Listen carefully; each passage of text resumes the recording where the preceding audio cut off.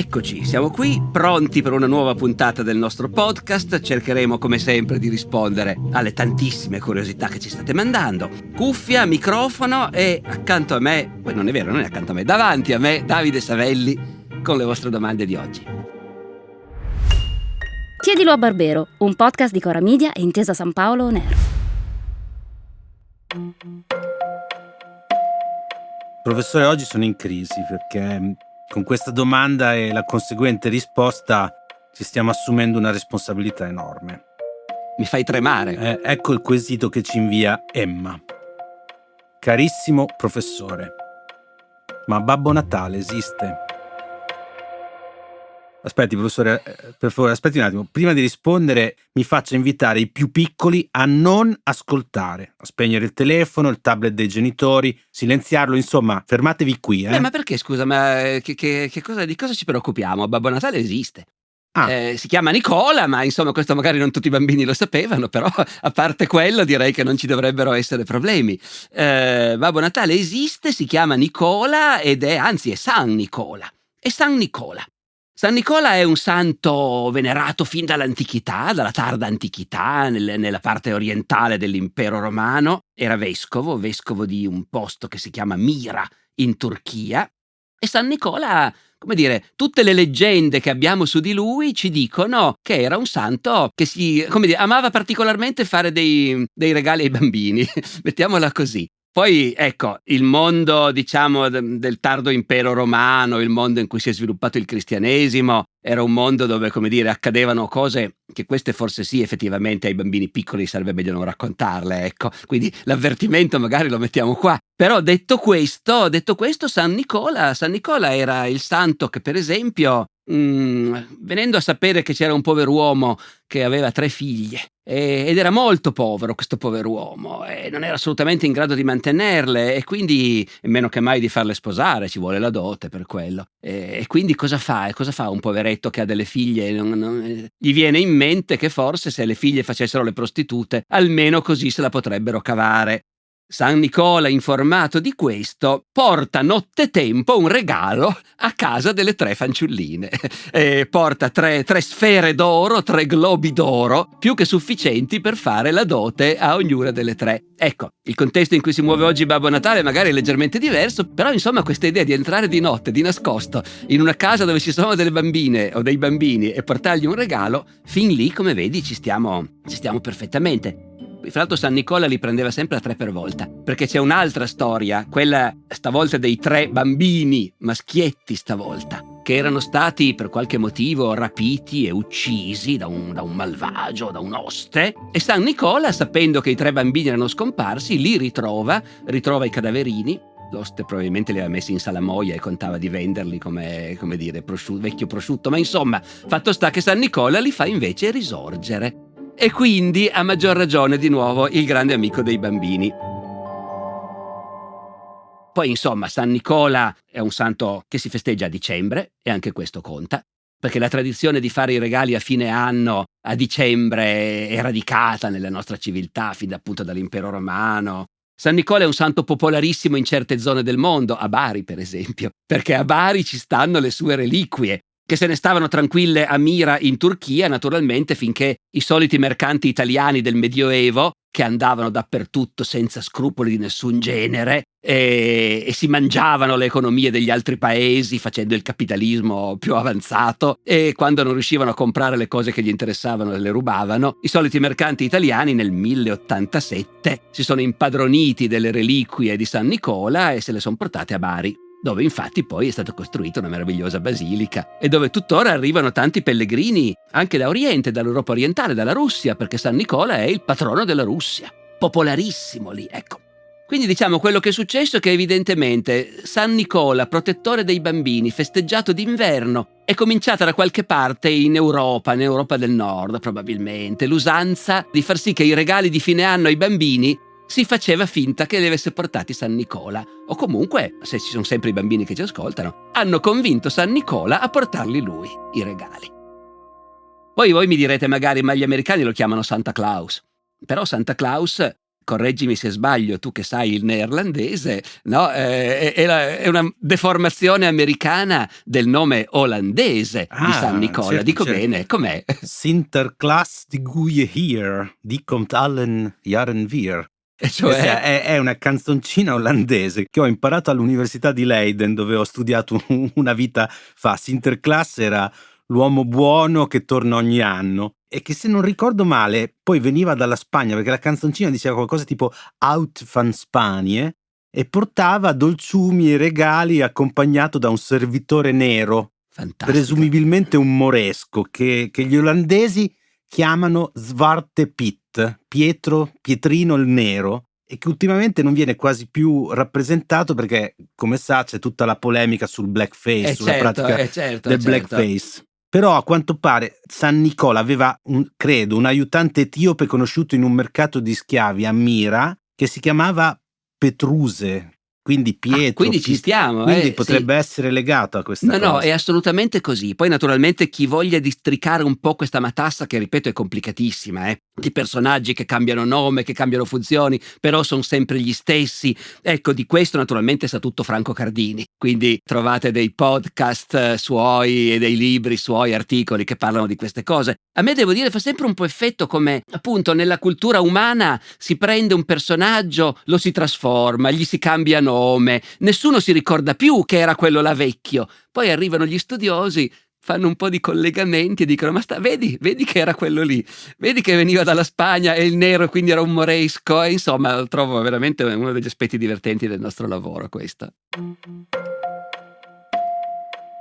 In ambito natalizio comunque si vede che siamo a ridosso oramai del Natale, perché cominciano ad arrivare molte domande. Ora le leggo quella di Marino, che ci scrive da Reggio Emilia. Professor Barbero, che cosa si festeggia esattamente la notte del 24 dicembre? È vero che prima della festa cristiana della Natività esistevano altri festeggiamenti collegati a tale data? Beh sì, assolutamente sì, in tante civiltà e certamente nella nostra civiltà mediterranea e europea, sì. E che cosa c'è? C'è il solstizio d'inverno, quindi la fine dell'anno. Gli esseri umani, diciamo così, in passato più di quanto non facciamo oggi, davano un'importanza enorme al ciclo delle stagioni. Come dire, era una delle realtà in cui vivevano immersi, no? Senza poterla dominare in nessun modo, senza avere modo di ragionare in termini scientifici su come è fatto l'universo, però anche i popoli più primitivi si rendevano conto che c'è il ciclo delle stagioni. E il ciclo delle stagioni lo sentivano come qualcosa di organico, di vitale, no? E il sole all'inizio della primavera, come dire, comincia a allargarsi, è in piena forza. A giugno il sole trionfa, il solstizio d'estate, no? Ecco, e poi comincia a declinare, a perdere le forze, il sole le perde. Arrivato a dicembre il sole è esausto, non ce la fa proprio più, no? Ecco. Lo diceva anche Nalla, no? Se non sbaglio, d'inverno il sole è stanco, ecco, a letto presto se ne va, non ce la fa più. Ecco, questa cosa qua. Ma che freddo fa. Ma che freddo fa, esattamente. Questo l'hanno sempre detto tutti. E quindi si ragionava sul fatto che il tempo è un ciclo e che i momenti culminanti di questo ciclo vanno festeggiati. E quindi noi troviamo le feste del solstizio d'estate e le feste del solstizio d'inverno.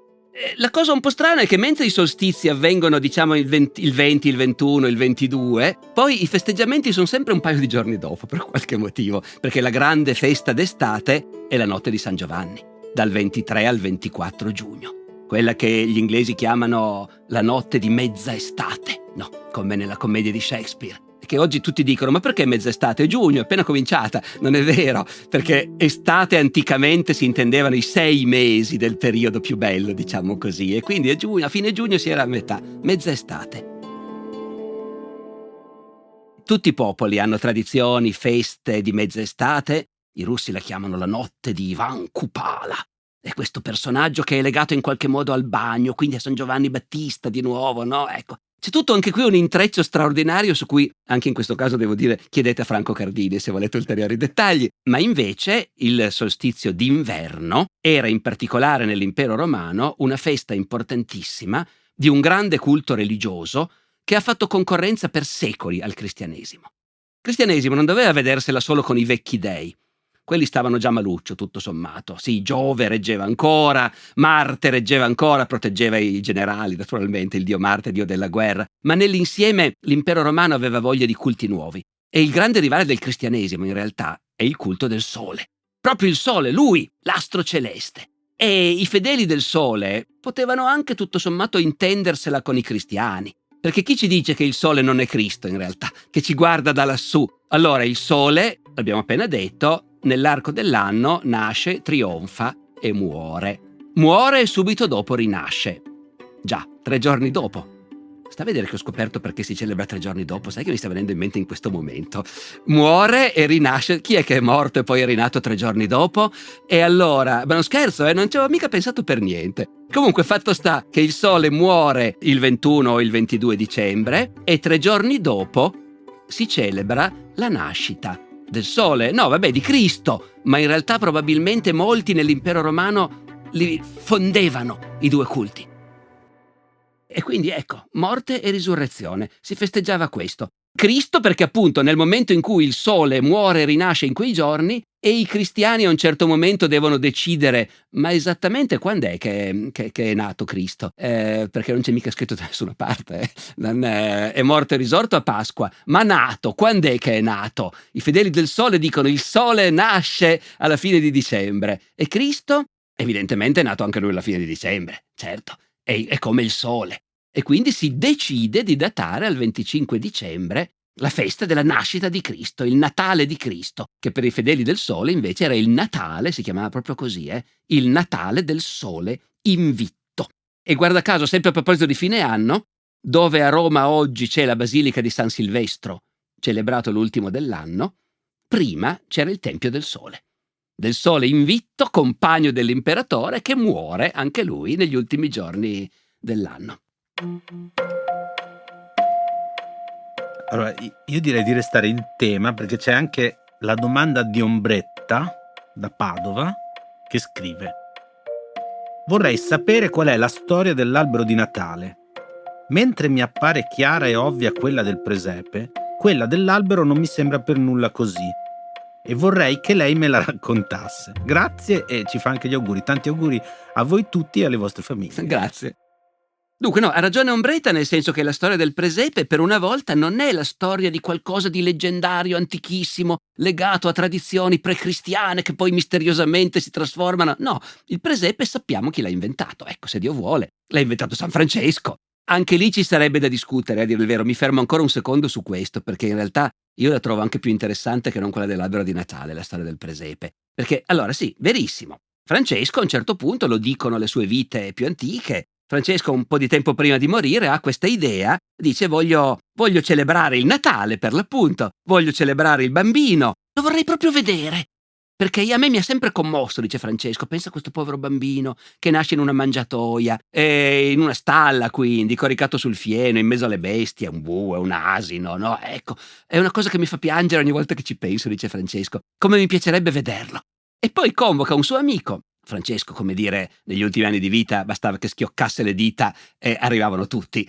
Cosa vuoi? Pronti? Tutto quello che vuoi. Convoca un amico e gli dice: a me piacerebbe mettere su questa cosa con una mangiatoia. E mangiatoia in latino si dice presepium.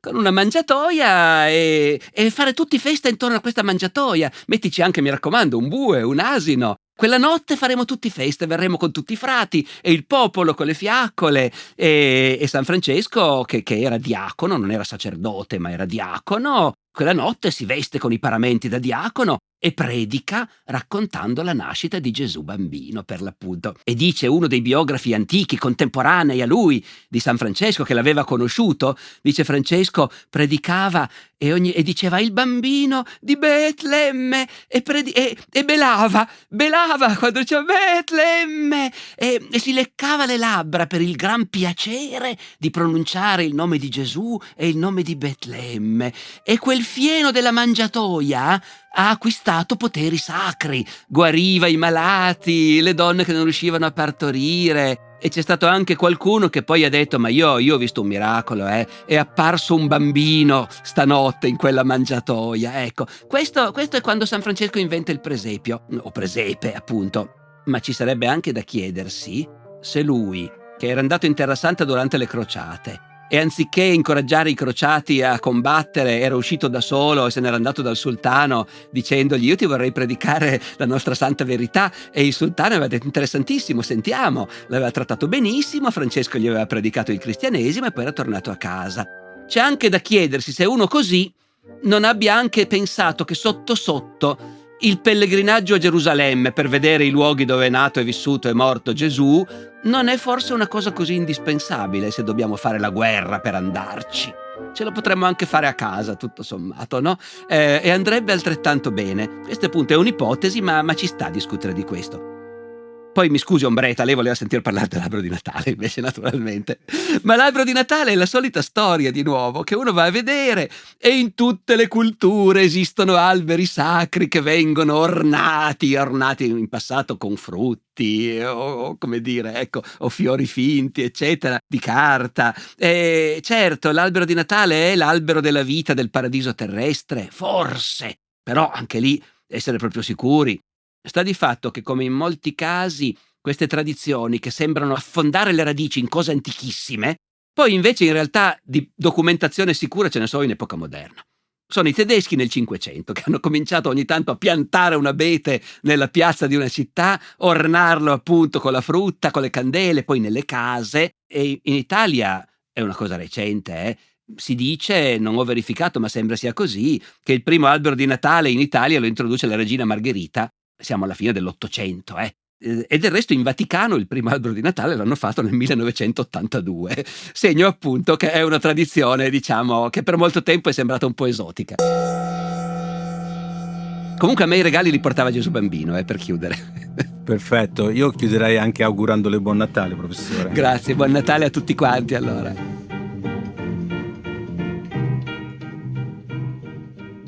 E per terminare il nostro episodio natalizio vi consigliamo la lettura di un testo del già ricordato professor Franco Cardini, I giorni del sacro, i riti e le feste del calendario dall'antichità a oggi, pubblicato da UTET. E poi un altro piccolo libro davvero interessante di Enrico Buonanno, anch'esso edito da UTET, dal titolo Falso Natale, bufale storie e leggende della festa più importante dell'anno. Buona lettura.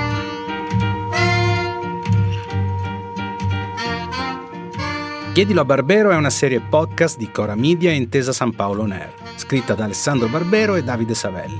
Produzione esecutiva Lia Chiovari. Cura editoriale di Davide Savelli in collaborazione con Anna Iacovino e Rosella Bettinardi. Supervisione del suono e musiche Luca Micheli. Fonico di studio a Torino Riccardo Mazza di Experimental Studios. Fonico di studio a Roma Lucrezia Marcelli. Post-produzione e montaggio Luca Micheli e Andrea Girelli. Coordinamento post-produzione Matteo Scelsa. Io sono Davide Savelli e vi do appuntamento alla prossima settimana ricordandovi che potete inviare le vostre domande via mail all'indirizzo chiediloabarbero@coramedia.com oppure con un messaggio WhatsApp anche vocale al numero 345 09 83 998.